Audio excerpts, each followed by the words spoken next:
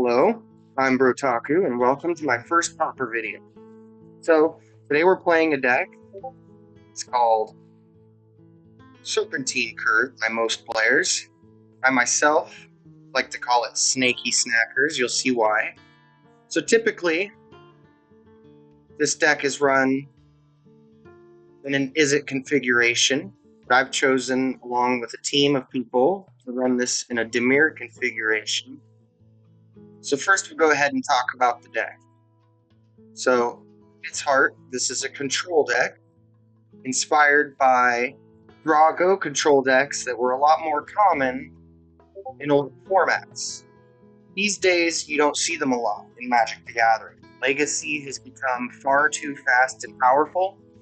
Control decks to consistently stay in vogue. Standard has just gone through the roof. Control decks there exist, but they tend to take a different form. We get a lot of help and support from planeswalkers, real board wipes. Here we're a little bit restricted. So for board wipes, we're stuck with Drown in Sorrow, and I've also chosen Rancid Earth as another board wipe. This isn't great as wipe in the early game. It's not particularly a good tool against red aggro decks. However, you'll find that there are a good few decks in the format right now that rely heavily on their lands. Gates. One moment, I have a dog. He doesn't like it when I talk to people. Barbas, I need you to please go lay down. Good boy. Love you. I know. I'm talking to the people on the camera about Magic the Gathering. I'm a criminal. My apologies. This gives us game, particularly against Gates, which is shown to be a difficult matchup for us. It gives us an opportunity to destroy their gate, which through testing, we have shown to be really important. Gates, when they don't have access to their namesake Basilisk Gate, tends to struggle to present a clock fast enough that threatens us before we can take over the game with Sneaky Snackers, pieces of the puzzle, and Frantic Inventory. Alongside of that, it's very good against Monstertron. In particular, Monstertron tends to play creatures that are so expensive that even with their enhanced mana, they can only cast one per turn cycle. So when you Rancid Earth their land in the early game, not only does it give you significantly more time to set up, but it also makes it harder for them to maintain the ability to cast pressure as the game goes on.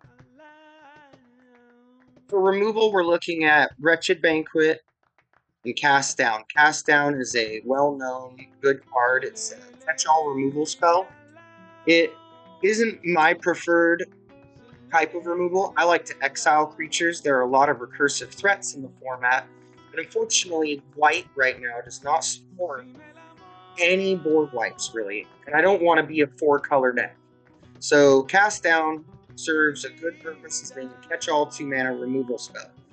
Now, a lot of people here might be surprised to see this inclusion, Wretched Banquet. Many people in this type of list would find themselves choosing to run Snuff Out.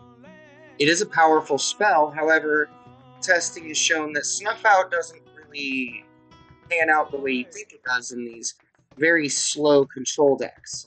See, our life total is a very valuable resource. The format is very aggressive right now.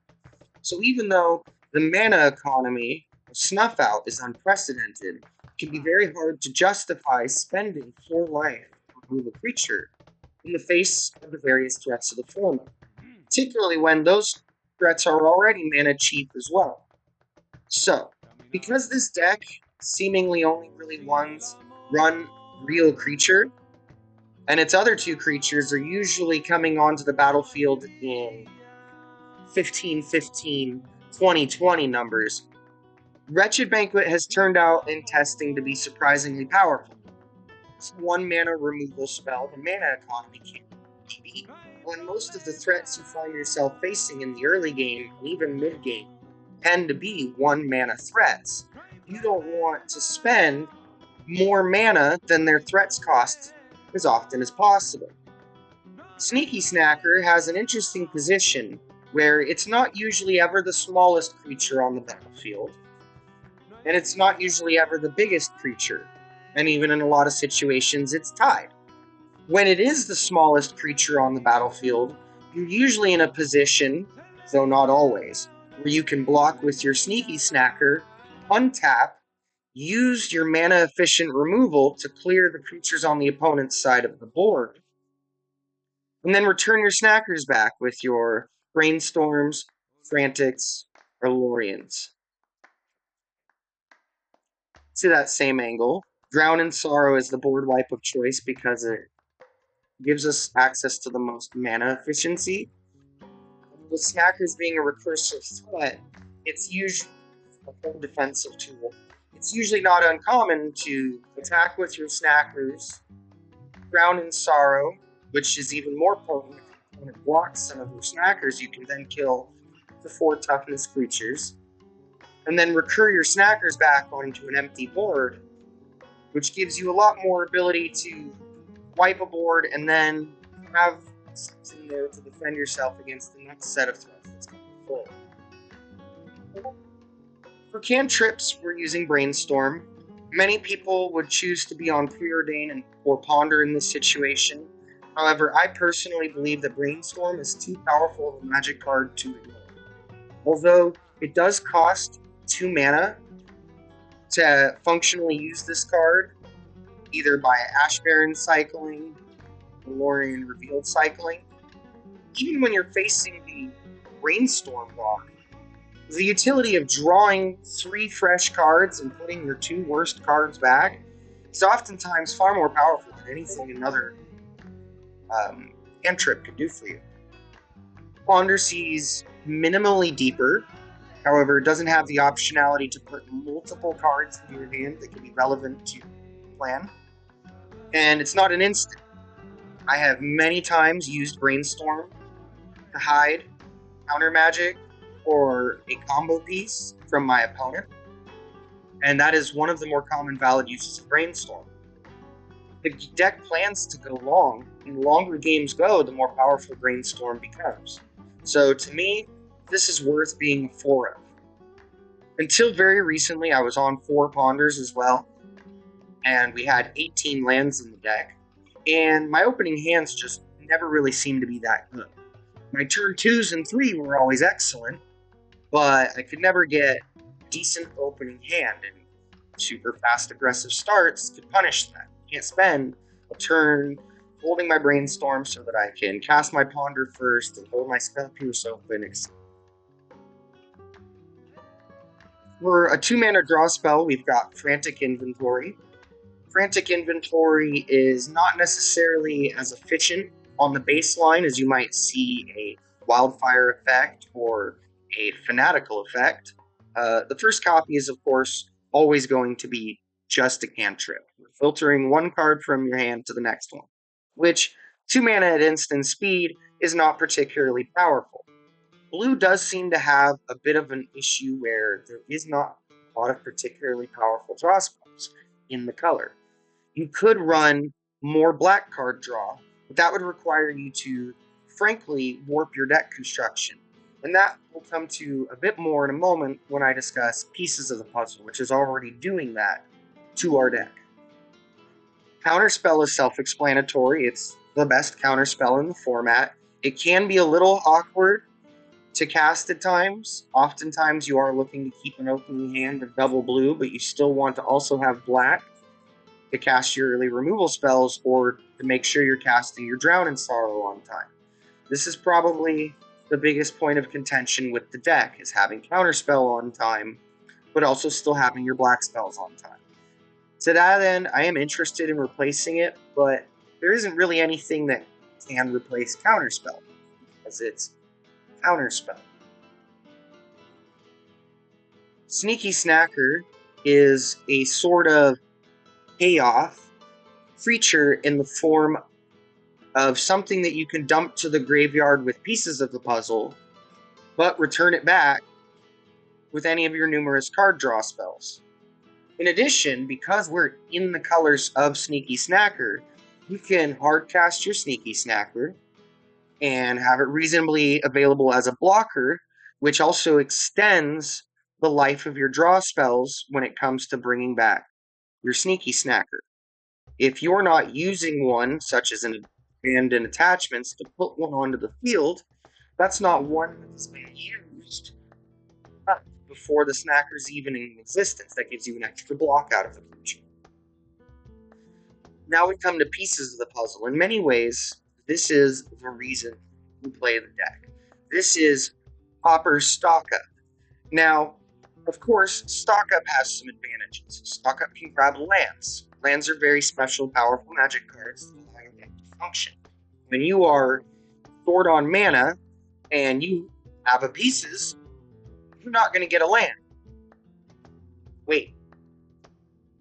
Or are you? Because we have Lorien revealed. And if you wanted to get exceptionally spicy, you could even consider a main version of the deck that runs Land Grant as well. Land Grant's not a cheap card, and the advantages that green bring to your deck almost exclusively lie in the cards Weather the Storm to hit. So whether that's worth it to be able to have 2-8 land hits with pieces of the puzzle is a personal choice to make. Being able to hit land off pieces of the puzzle puts this a lot closer to stock up. In addition, you don't really want to run a lot of creatures and threats in your control deck anyways. So why not maximize the potential this gives you? If we're going to put a creature in the deck, we'll put Sneaky Snacker. It's got a proven history of being a powerful control card while still maintaining the ability to get synergy off pieces. When you cast pieces and you take an instant and sorcery to your hand, put 2 snackers into your graveyard, that's like drawing more than 2 cards. In addition, pieces sees a deep enough amount into your deck that many times it's often like casting a tutor gets you 2 cards. Your deck is redundant enough, a lot of effects, that you just hit a removal spell and a counter spell, and you're sitting tight. You hit a draw spell and a counter spell, you're sitting tight. You hit 2 draw spells, and you just accelerate your deck into the moon. Pieces of the puzzle also fills up the yard for what is honestly our true main win condition. That is Serpentine Curve, that is being thrown at your opponent's face directly with Rite of Consumption. Serpentine Curve creates a fractal token that he makes a 0/0 with X+1/+1 counters onto it. This is the number of instant and sorcery cards you own both in your graveyard, but also in exile. This is important because graveyard hate is very common to the format. People are already going to be hating on our sneaky snackers, even though it oftentimes ends up being a fool's errand. They're going to see frantic inventory. Marvis, you stop eating yourself. And they're going to want to try and hate on that as well. So it really does not help to have all of your win conditions beatable by the graveyard.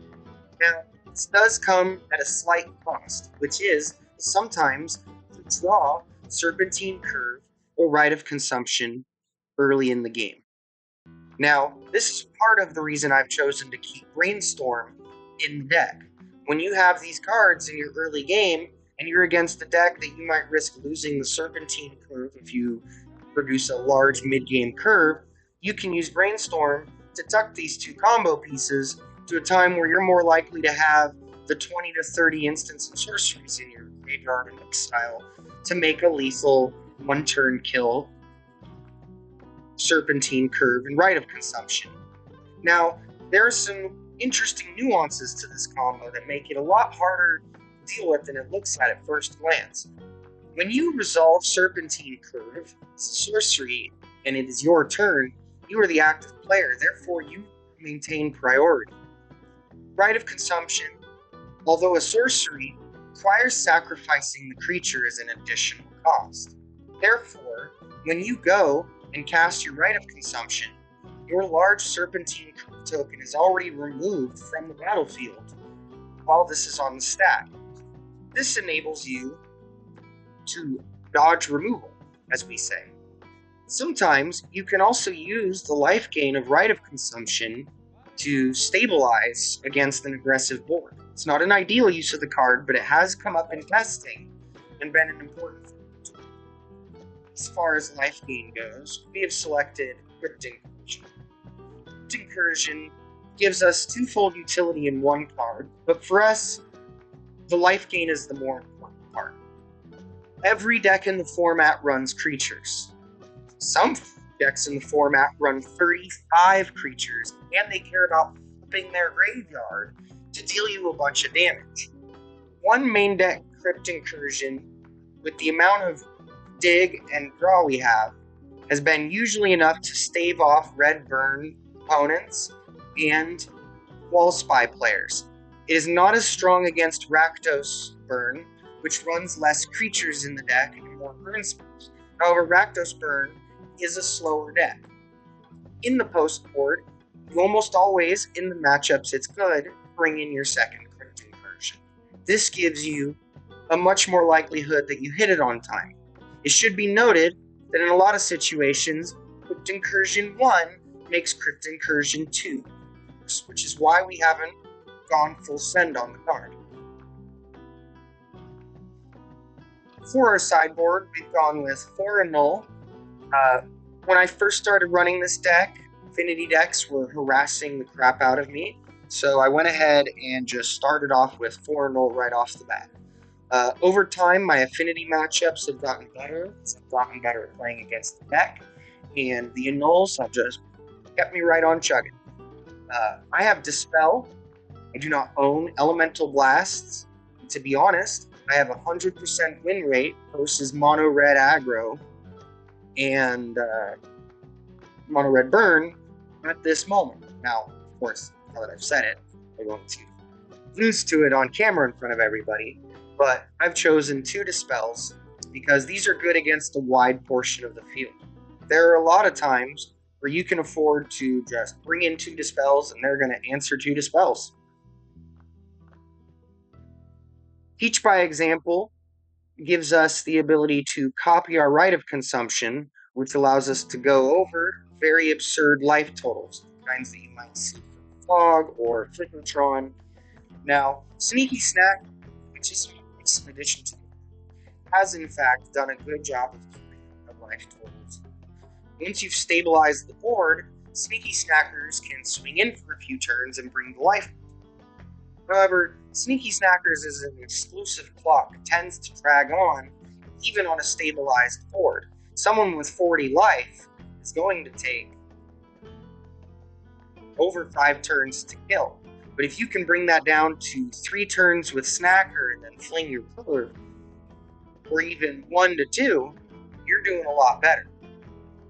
So Teacher Example helps you get over those. It does also have some niche applications against decks like Pool Monsters, not Pool Monsters, more White Weenies and other aggro decks that just crest the 3 toughness curve a lot. You can copy your Drown in Sorrow rather than having to rely on drawing double Drown in Sorrow. You can teach a Rancid Earth to hit 2 lands and wipe for 2. You can copy one of your big draw spells and go really large and over the top. So this has turned out to be a nice Swiss Army knife card to have in the sideboard. Nile Spellbomb is the most recent inclusion. This is replacing a discard package that we originally had. Mono Blue Terror has been a matchup that we can win, but they oftentimes just get the nuts, and you have some terrors in play, and you can't beat it. No amount of Wretched Banquets are 1 mana, Snuff Out is 0 mana. It's going to be 3 or turn 4, double, triple terror. You can try, you can counter 1, try to destroy the other, get Spell Pierced. It's a real battle. Spellbomb early gives us time we need to build up our fight. You want to stop terrors from coming down several at a time, and if you do, you can pull ahead. They do have Sleep of the Dead, which, if they draw Sleep of the Dead, can be a death sentence for our deck. It taps our Snackers, and it can even tap a Serpentine Curve token. Against decks that are low on real removal, you could actually realistically make a 16-16, a 22-22 Serpentine fractal and use it as a one-board creature. But when they are bringing back Sleep of the Dead every turn, tap your big guy, tap 2 snackers, smash for 15. You're a little out in the cold, so we've added spell bombs. The reason that this is so recent is that for a long time, it's been difficult to justify running non-instant and sorcery cards, or non-cards that have synergy with the graveyard, in a Pieces of the Puzzle deck. However, our testing has come to show that Galarian is not a card advantage heavy deck. It runs a large amount of cantrips. It's not going up on cards. Frantic Inventory draws more cards for less mana than Deep Analysis does. So, our plan is to cut the Pieces of the Puzzle and swap those for Nile Spellbomb, slow our opponent down to where we can build critical mass of blockers, removal, and a lethal curve. So, I appreciate you guys sticking around for this long deck tech. It's my first video, my first deck played in leagues on Magic the Gathering Online. Really like to see it do well. It's a big game, played a lot of matches. So we're going to start with taking this into the practice rooms and getting warmed up. So we got Hangin' Hillbilly here.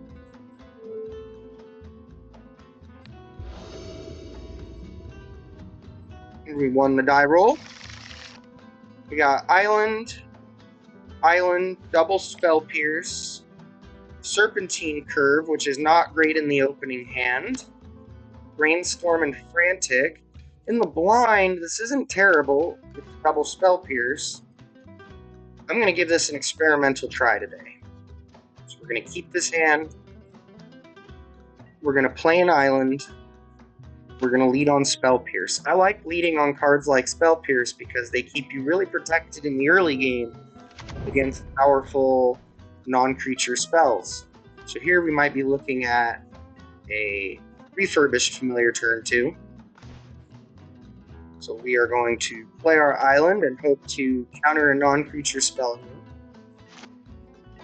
We'll probably end up putting Frantic Inventory in the graveyard. Double red, so this is probably still Grixis, but they haven't gotten black mana yet. That's pretty good for us. That means we can cast our Frantic.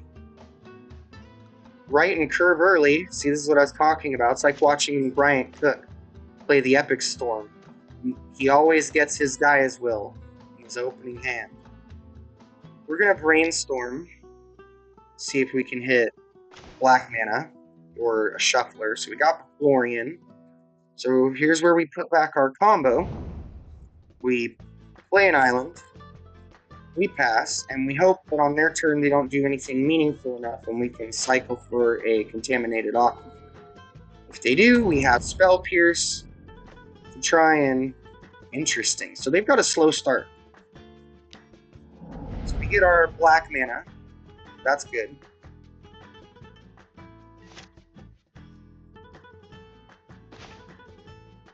Another Brainstorm. So we just Aquifer and hold.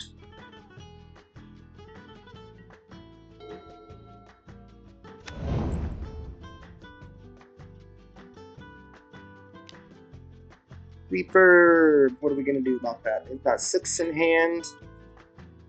We're going to no response that. And Storm. See if we can get something that's better to pitch.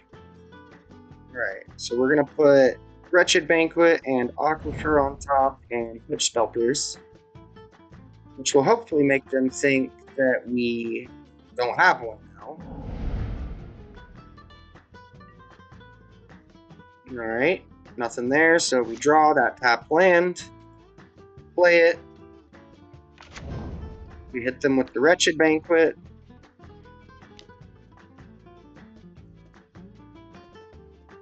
they're going to read it because they've never seen it before. Oh, we are going to Spell Pierce that because we do not want this deck to draw cards.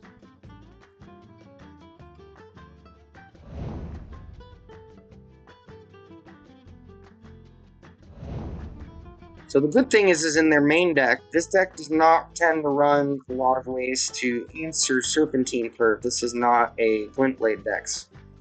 So, 1, 2, 7. So a 7/7 curve isn't the worst. Frogmite. What is this? 2012? There's a Myrrh. 3 in hand. We're just gonna have to let that one glide on through. I'm pretty sure I got another removal spell on top. Hey. Alright, so we can kill the Frogmite.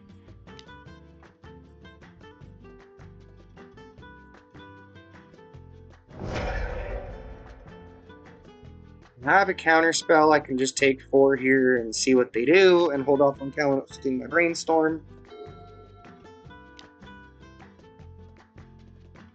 Not cast. No. No drawing cards, buddy. You know what you do when you draw those cards? You cast them all for free.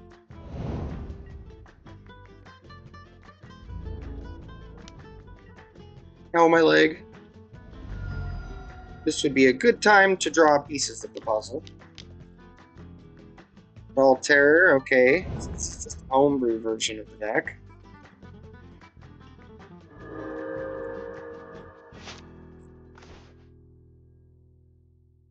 We'll hold the island so that it can maybe be something we shuffle away. We don't really need it. Oh my god.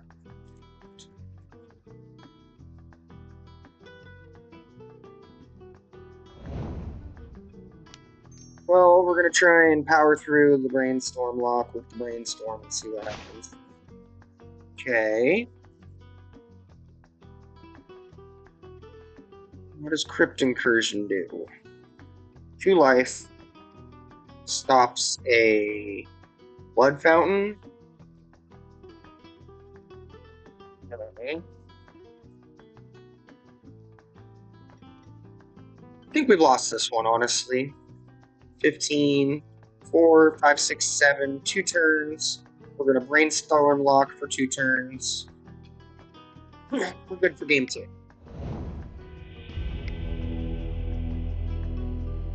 Well, we already know where this is going. 4 nulls.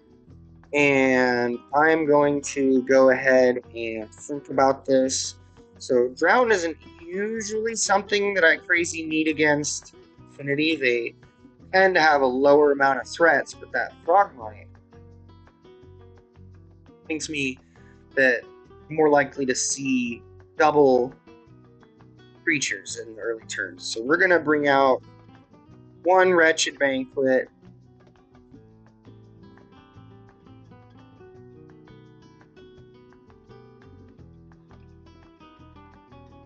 They didn't see Snackers. They didn't see Frantic. Well, no, they saw Frantic.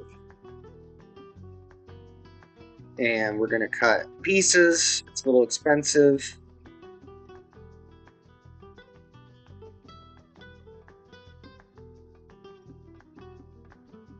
And nulls are just going to have to be Wretcheds. We'll go down 1 counter spell because this is a cheaper counter spell, and we'll see how this flies.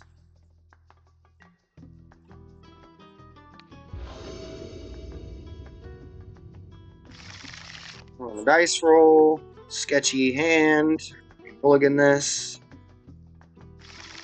Still kind of sketchy, but a little better. We're going to put back the Crypt Incursion.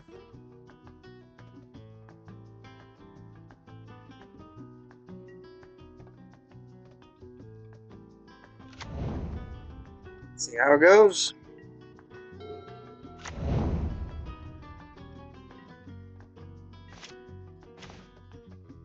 Okay.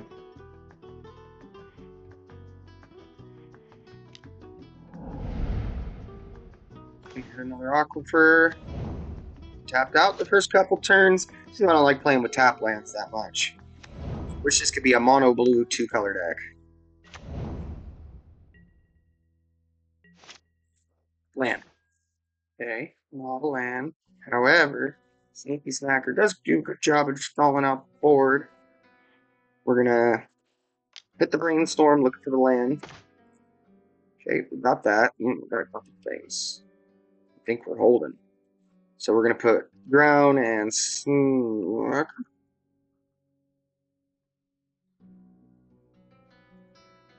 We're gonna put ground and snacker back. We're gonna play the island. We're gonna hold these two.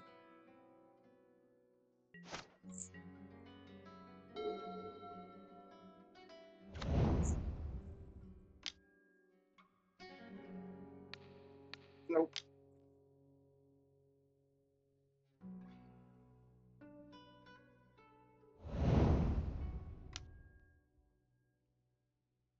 Yeah, sure, buddy.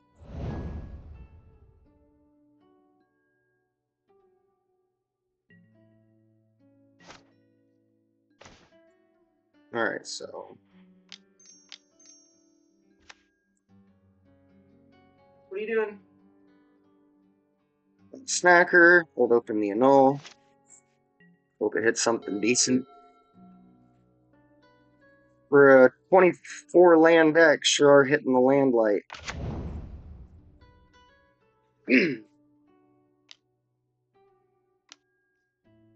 No. No.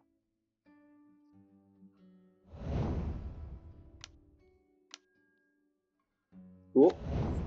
Okay, need to cast down.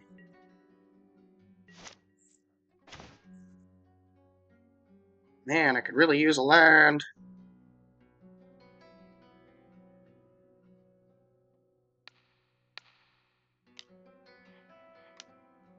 Here while they're tapped out.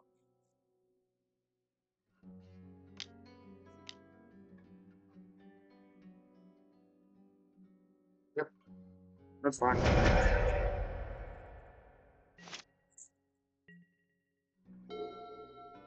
Here, nice would be Frogmite. Yep. Oops. Staying soon. Enjoy your drum. Here's an Enforcer. Huh? Frogmite. Another one? Another one? Ah.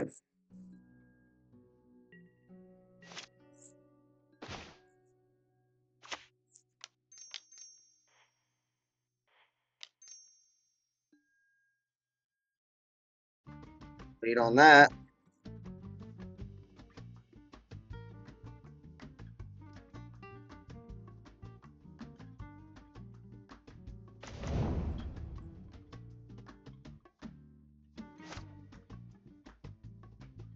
And I might be able to drown a board. So then do something about that mirror.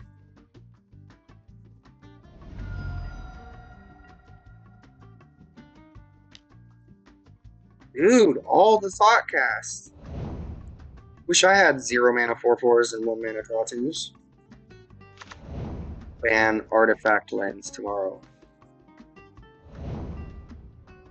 Literally. This is not Magic.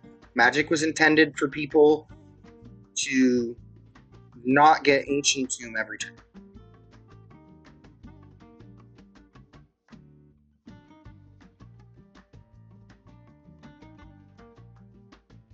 Hmm.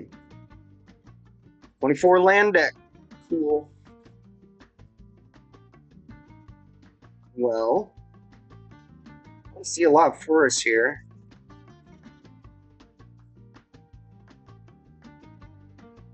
We got Drown, Hold, and Null, but then we just take another 4.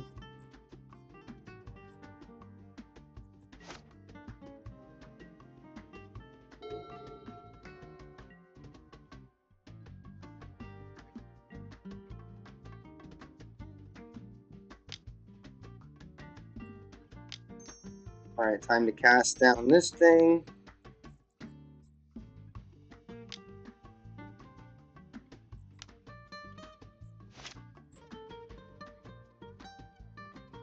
Draw your cards, bud.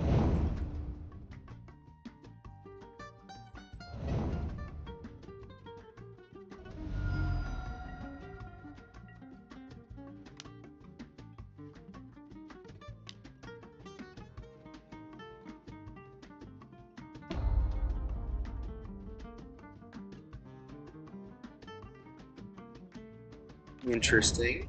So this is just a completely brew version of the deck. Which, no hating on that. I like brews. It seems to be doing a pretty good job of beating the better thing it normally does. That was handy.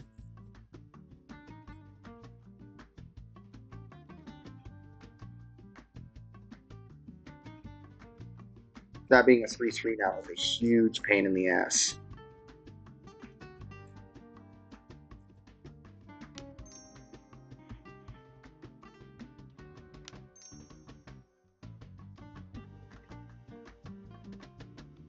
So right now the version I'm trying is heavier on interaction and lighter on card draw or selection. Not feeling it so far. See how it goes after the next one, and then we'll maybe consider making some changes.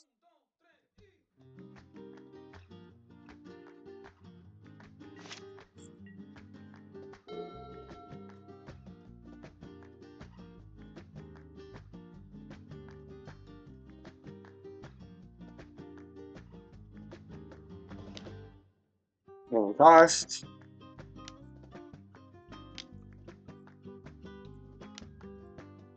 A rush of knowledge. He's got the 2 to pay because of this dumb drum.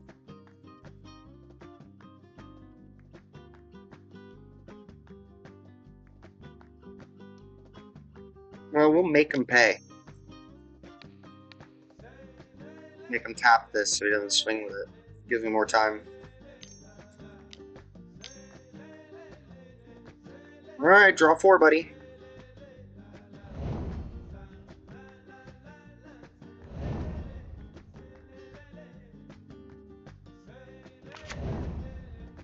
See, I like this. This is actually like a unique take, and he could probably slam like 5 moves right now if he drew him. Nice.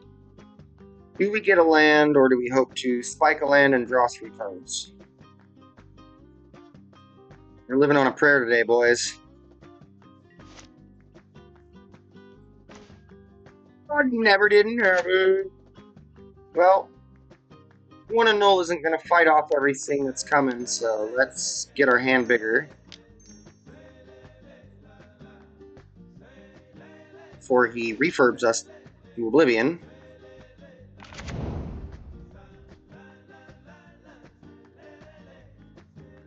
And then we can hopefully survive this. He's still got a Doomblade in hand. Cast down Doomblade. I call cast down effects Doomblade. Oh, okay.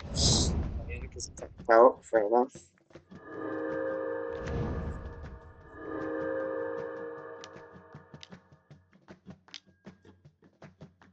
Okay, this is just full on Popper Beanstalk.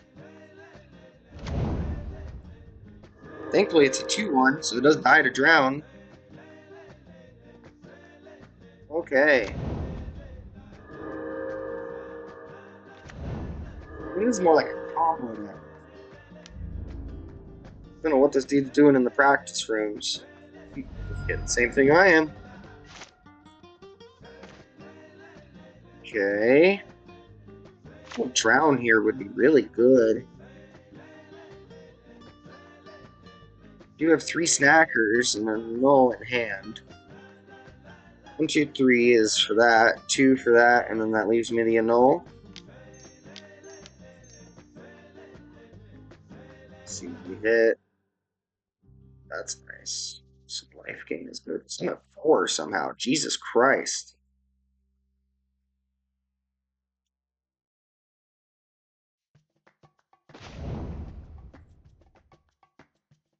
River big. How many they got? 1, 2, 3. It's all in play.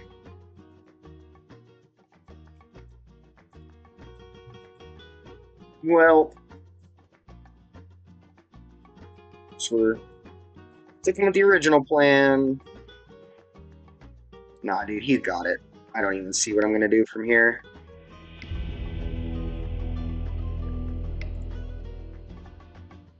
Well, I think we're gonna go down to Wretched and slip a ponder back in. That's my little experiment. I'm sure I felt it. That deck was deep in the brew territory, but respectable. I liked what it did.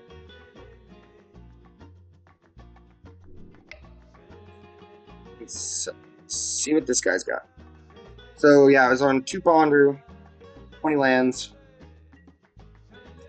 Helped avoid those brainstorm locks a little better. See deeper before you brainstorm, so you're more likely to hit a shuffler. And no, you're not like to use ponder as a shuffler. Alright, we got a piece of interaction and a couple card draw spells. Both are colors for mana. Plan is to not die. Red.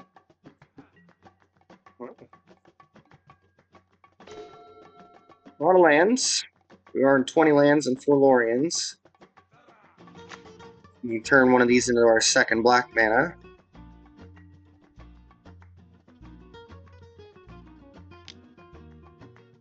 Is it? It is Scred. Pretty Tolarian Terrors, boys.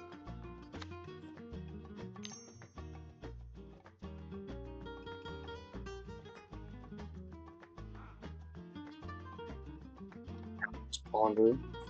Really?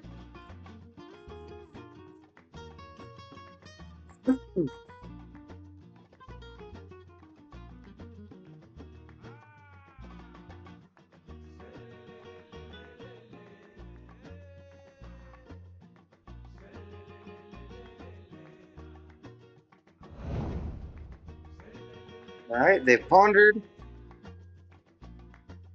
They've declared no attackers. We shall basic land cycle when it lets me.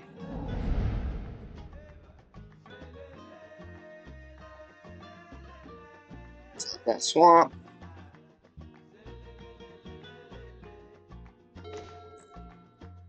Get the island in.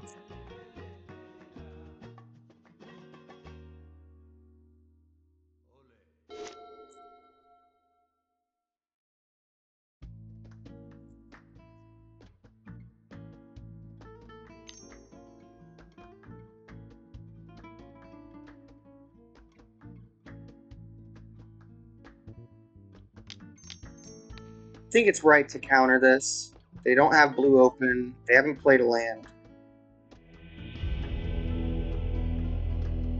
What can I tell you?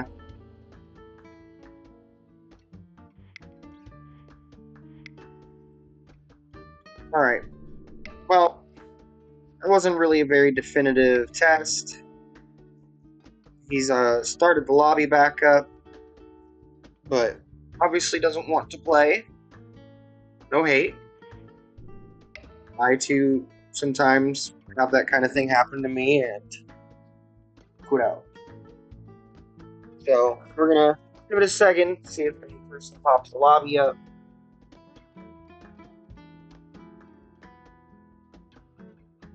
Yeah, I'm gonna pause the video and be right